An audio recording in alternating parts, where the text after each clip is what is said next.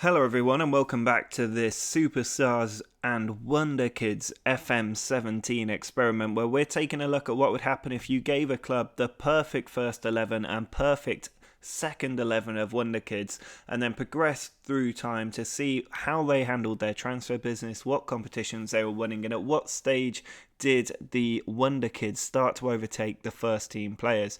Now, we only looked at one season last time out because obviously there were a lot of players coming in and a lot of players coming out for us to take a look at, but they did manage to retain the league title given we're using Leicester City as champions in this game. They managed to retain the league title. They also won the EFL Cup and completed the double with a Community Shield thrown in there for good measure. Now, what we're going to do today is we are going to move forward another year in time, and then we'll move forward 2 more years in time. So by the end of this episode, we'll be 3 years into the future, and we should really see where those Wonder Kids are getting to in their progression and how the team's doing overall. Are they still winning things? Have they made transfers? And what is the club looking like overall? So that's what we're going to do now. I'm going to jump straight ahead 1 year. We'll take a look at the season, who the best players are, and what competitions they've managed to win. Well, we are now 2 years in the future. It's the year 2018, and the team looks pretty similar as before. Pep's still in charge, Matt Hummel's still the captain, and Lionel Messi's still in the squad as well. Worth noting that this is from the original season of the Leicester story, and then you've got last season where they managed to retain the title, but it looks like they've managed to retain the title again. Taking a quick look at the Premier League, they've done it 10 points clear, so a very emphatic season for Leicester as they managed to retain the Premier League title for the 3rd season in a row. Now, if we take a quick look at the senior squad schedule for this season, you'll see they had an excellent pre-season before then winning the Community Shield for the 2nd year in a row, dominating Spurs at Wembley 3-0. Decent start to the Premier League, but they were beaten by United 2-0, Ibra and Mata with the goals, and then beaten by Arsenal and knocked out of the EFL Cup in the first round they played, the 3rd round of the EFL Cup, on penalties by Bolton, so somewhat of an upset there, but they did manage to recover their form, somewhat doing well, drawing with Atletico Madrid before losing 1-0 away from home in the group stage. They beat Man City though, managed to beat Basel 5-0, and then lost to Spurs 2-0 before getting an incredible run of victories. Look at all these wins in a row, including 2 FA Cup rounds. That is phenomenal. And in the Champions League first knockout round against Dortmund, that is a particularly good result. 3-1. Aubameyang gave Dortmund the lead at Leicester, but then Messi, De Bruyne and Lukaku getting the goals. They then lost to Spurs in the FA Cup though and went out of the FA Cup, drawing with Brighton as they finally hit a dip in form.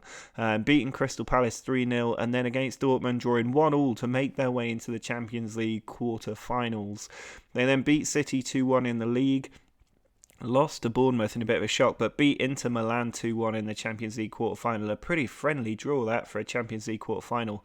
And then losing 2-1 away from home. I'm not sure who went through on penalties in this game. It's not entirely clear from this point. We'll see in just a second. But still 0-0-0-0. Not 0-0-0, just 1-0-0.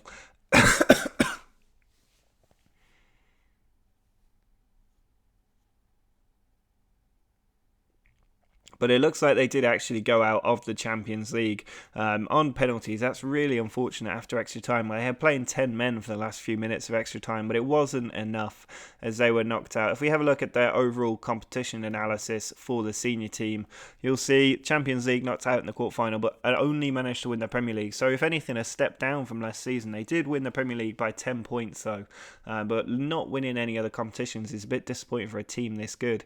Now let's have a look at their transfer history and see what business they have done. As you can see, Kurt Zouma went to Arsenal for £28.5 million. Lewandowski going to Man City for £48.5 million. Hamza Chowdhury going to Burnley. Anthony Martial to Man City for nearly 50 million quid. So some of their big names are starting to leave the club. Baba Rahman going to Porto on loan. So apparently they feel blessed at left back.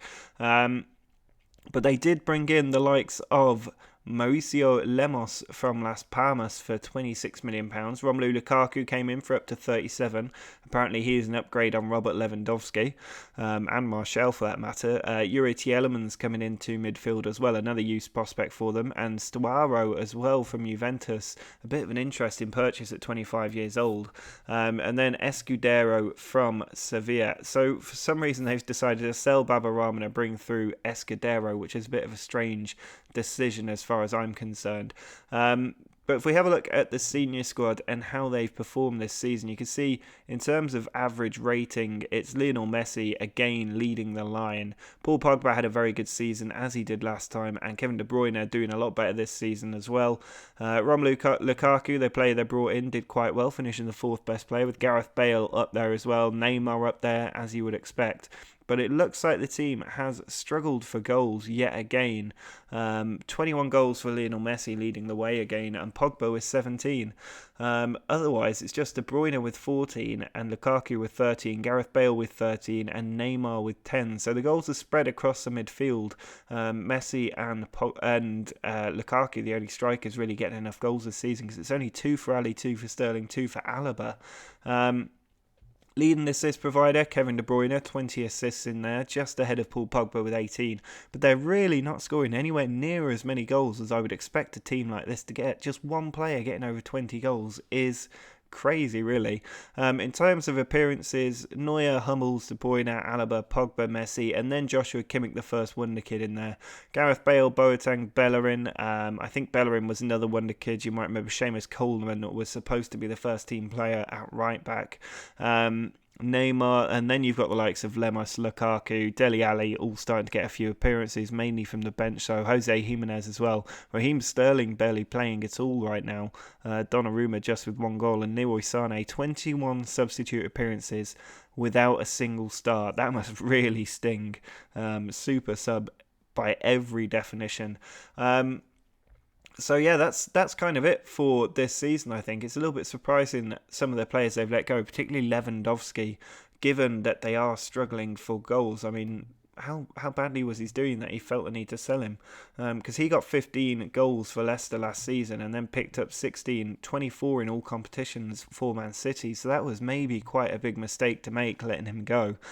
Similarly, Martial also going to City. He didn't play as many games for City though, just 14 appearances after doing 17 appearances with 7 goals in the league before that. So he was getting a few goals for the club before being sold. But let's go forward 2 years in the future now. A lot more will have changed by that point, but hopefully they've managed to win some other competitions. Well, we've gone forward 2 more years, so we're now 4 years into the future, and the only thing that I can see that's changed up to now is that Lionel Messi has replaced Mats Hummel as captain, which is quite an interesting choice Pep has made over 2 years into the job, deciding to switch his captains around.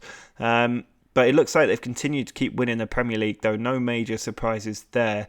If we start off with the transfer history, I think, and go back a year, we'll see that Seamus Coleman, the man who was the most expensive right back in the game at the start of this experiment, has been sold not for £30 million, but for £2.9 million to Bournemouth. He was a real disappointment, and I expected that to happen as soon as I brought him into the club. But I wanted to be objective and just get the most expensive player in there. He barely played for Leicester, but has done reasonably well for Bournemouth. A few players going out on free, but De Bruyne going to PSG for £81 million. Now, he was undoubtedly their best player at certain points in the first 2 seasons, and he left last season for £65 million, doing very well at PSG now. But that's a surprising one to see. I don't know if the club needs money or if they're just not rated high enough in their reputation, but it's strange to see so many big players leaving. Escudero, the player they brought in last season, also left the club. Yuri Tielemans, another one that they only recently brought in, he's gone too. They signed him for 22.5. He never played, and then Man City paid £39 million for him. So that wasn't a bad bit of business. Babarama did eventually leave the club after some time on loan. He went for £10.75 million to Arsenal, and the players they brought in Mbula from Stoke for nearly £20 million. He seems to have done quite well, valued at £30 million now. Gelson Martins, if you watch my Benfica series, you'll know he's a pretty decent player. £37.5 million for him as well. Kevin Wimmer going for up to £15 million. And Martin Smith, a random player, a regen from Blackburn. So not the best business overall there. If we skip forward another season, you'll see that there was nobody really going out. Certainly not at this point. Although I think actually... No, yeah, that is the right season. So nobody really going out at this point. Arturo Vidal coming in from Bayern for £5.75 million. He's now 33 years old, so he's a bit of a makeshift player. And Alberto Moreno for nearly 20 million quid. Not really an upgrade on Baba Rahman in my opinion. But those are the transfers they decided to make, so that's what they stick with. Now, if we take a look at the senior squad, the schedule of the senior squad, and maybe go back another year to where we left off last time, you'll see they managed to win the Community Shield for a third year in a row, so that wasn't too bad. Beating Liverpool there. Good start to the season as well, only losing to West Ham and then 3-0 to Man United. They really struggle against Man United and against Spurs, where they were taken out in the quarterfinal of the EFL Cup 2-1, despite Spurs playing with 10 men for almost the entire game.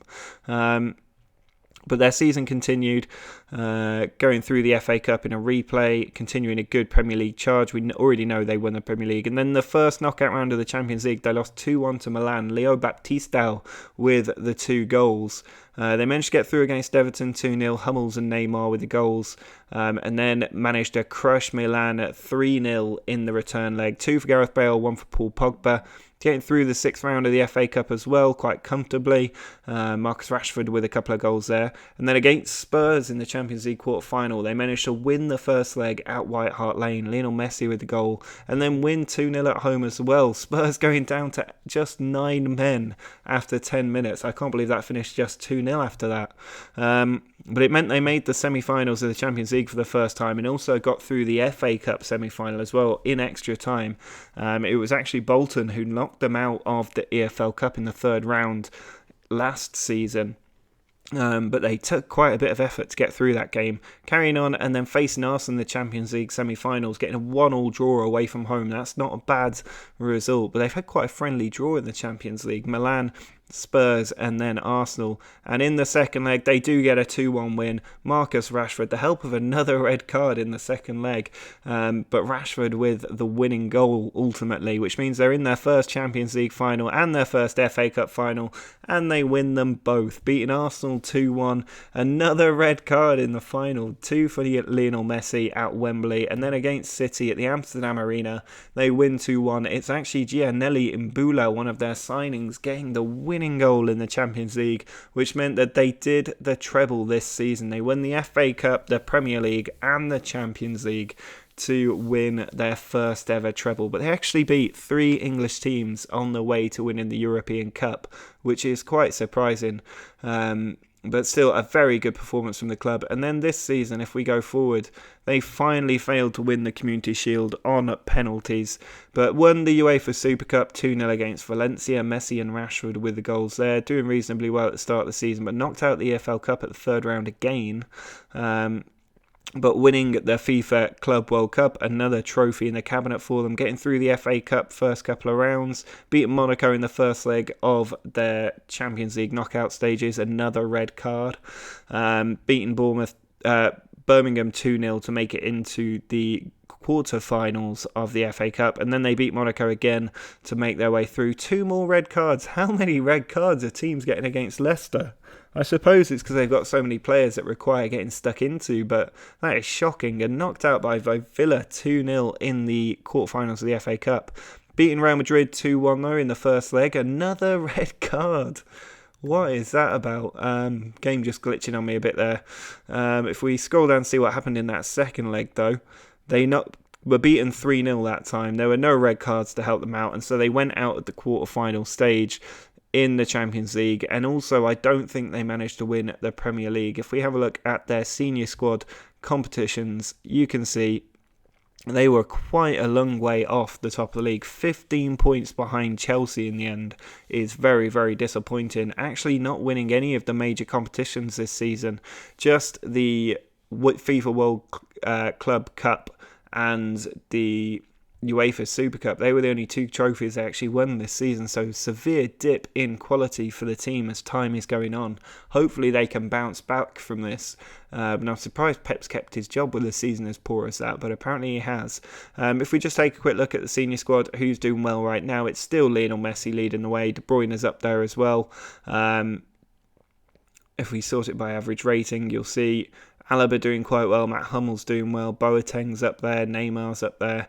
Quite a few players over 7.5, which is quite good to see, including Mauricio Lemos, who they brought in. If we sort it by goals, still struggling to get goals on the board. 21 for Messi, 16 for Pogba, 14 for Lukaku. Rashford getting a bit more game time. He's got 13 goals, but a disappointing average rating. Bale getting 13, and Vidal playing an awful lot of games for a player of his age. Neymar not doing too well, only 6 goals this season. He must have been injured for a long period of it though, just 18 games. Pogba leading the assist chart, no De Bruyne this year, so he was always likely to finish at the top. Messi just behind him, and then David Alaba from left back doing quite well. He always does well for me in the assist charts. If you watch Foot FM, you will see just how well he does. But the team's still very, very strong. Some of the Wonder Kids starting to come through, the likes of Rashford, the likes of Ali. If we sorted by appearances, you'll see Lemos, another Wonder Kid in there, Kimmich playing a few games, Rashford, Bellerin also getting games, Jose Jimenez up in there now, but a few players not quite getting there. Raheem Sterling still just 6 appearances, 7 if you include one as a sub, so he is really not doing well as a Wonder Kid. Kevin Wimmer not doing that great either. But it looks like a lot of their players are probably in the under-23s, I would imagine. If we sort them by value, you'll see Alberto Moreno, a player they signed, is now in the under-23s. Kaputska, one of the Wonder Kids, is in there. But otherwise, I don't know where the rest of their Wonder Kids are. They've clearly sold them all at this point. So it's interesting what's happening to the team. I think the biggest shock is actually that they're letting such brilliant players leave the club, like De Bruyne, and like, well, even Yuri Tielemans, Baba Rahman also going as well. And then I think this is the most damaging season because they let the likes of Kurt Zouma go to Arsenal so cheap. But Martial and Lewandowski, they're 2 big players to leave. And the season before that was the first season.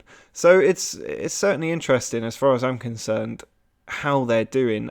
I'm really interested to see how they'll do in about 5 years' time when the likes of Messi start to retire and some of the other big players, especially their defenders and goalkeeper. They're relying on this Bayern core at the moment, but a lot of them will start to retire. But that is going to be it for this part of the experiment. If you're interested to see how they got on maybe 4 or 5 years in the future, do let me know in the comments, drop a like on the video, and I'll think about doing another part to this, which will drop in a couple of days' time. But make sure you like the video as well and subscribe to the channel if you haven't already. But until next time, see ya.